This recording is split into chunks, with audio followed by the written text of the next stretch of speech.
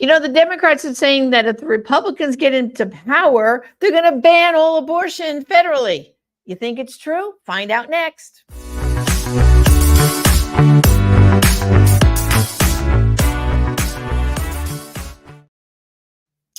Well, brothers and sisters, the lies continue. Lie. Kamala, while all those Democrats are scaring everybody, scaring especially women, saying, oh, if the Republicans get into power, they're going to ban all abortion nationally. All those laws allowing abortion are going to go away. They're going to ban it all.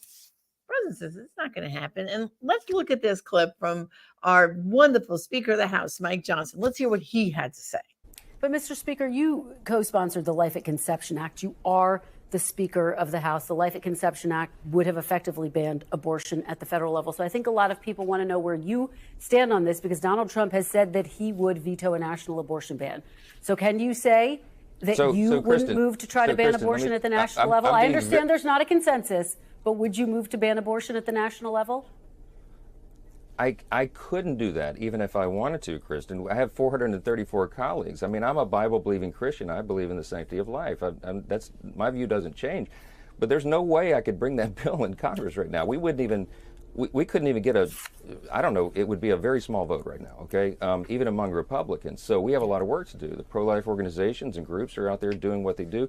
We need to show that we care for women at all stages of pregnancy and all stages of life, and that's what we are. We're for families. We're for IVF. We're for the everything that allows for that, and we need to take care of these ladies who are in difficult situations with their pregnancies. That's what the states are doing very effectively. Crisis pregnancy centers and others around the country, care pregnancy centers. There's a lot of great work being done, and we need to have dialogue and conversations about this issue. But there's not a bill coming to Congress because we're nowhere near any consensus to do that. You're saying a lot of states are doing this effectively. Some women have come forward and said their lives are at risk because of some of these laws in place at their states. Thanks for watching. Stay updated about breaking news and top stories on the. Well, first of all, thank you, Speaker Johnson. You are wonderful, because yes, you do not want to see any, as far as you're concerned, like we believe, there isn't an abortion we would accept. However, he's practical. He understands that we're not at that point yet with our members, even on the Republican side. Now, what we do know that's very clear, the Democrats, they want abortion till birth, okay? They're plain about that. And what you have to understand is all this rhetoric that's going on, especially here in Florida where we have that Amendment 4, there are scare tactics going on telling women, you're not going to get the care you need in your pregnancy. There's one woman saying, oh, I have cancer and they won't let me abort the baby and terminate my pregnancy so I can get treatment. First, brothers and sisters, this is not true. Let's take it one by one. First of all, if a woman's health is in jeopardy, she gets treated by the doctors, okay? But the answer is not an abortion. The doctors treat both patients, and they bring her as far along in her pregnancy as they can, and they deliver the baby. They don't do a late-term abortion, ripping that baby apart and crushing its skull. No, they deliver that baby, and then they do everything possible to save that baby's life, resuscitate the baby, give it that care. If the baby passes away, then it passes away peacefully, not being ripped shred to shred. And the mother is being cared for and has not been put at risk to the damage that could occur to her physically from a late-term abortion. So that's the case. And then all this other scare tactics, that you have to go to another state if abortion's banned in your state, if you're having a miscarriage. Another lie, baloney.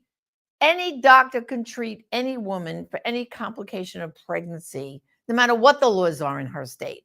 So we've got to cut through this rhetoric and tell the truth. I challenge Kamala Harris to tell the truth. She's not telling the truth. So brothers and sisters, I have to count on you. Have those conversations now, because we do need to put the Republicans in office, because we know we've got a better chance of getting some good steps for moms and babies. Like, for example, why can't we agree that in an abortion, if that baby is born alive, we'll protect the baby. We'll give it medical care. Do you know Both Walz in his state, they tried to pass a born alive bill. He vetoed it. And Kamala Harris, when she was in the Senate, she voted against a born alive bill. Now, brothers and sisters, to get a baby born alive from an abortion, it's a late term abortion, 7th, 8th, and 9th month. And why do you say I know that? Because it's a procedure. In a first trimester, they do a D&C kind of procedure, a suction. And then in a second trimester, they kill the baby by literally pulling it apart, legs, arms, torso, and crush the head. So in order for a baby to be born whole and intact, it's a late term abortion, 7th, 8th, and 9th month of pregnancy. And what the Democrats are saying, those babies should be left to die. I mean, that's horrible. So we have to challenge the extremism of them and the lies and scare tactics they are using. Another thing they won't tell you with chemical abortion, that the number of women going to emergency room for care after taking those abortion pills has skyrocketed. So this is not good health for women. We have to tell the truth, have those conversations. And in some of those states, in your states, if early voting has started, please go now.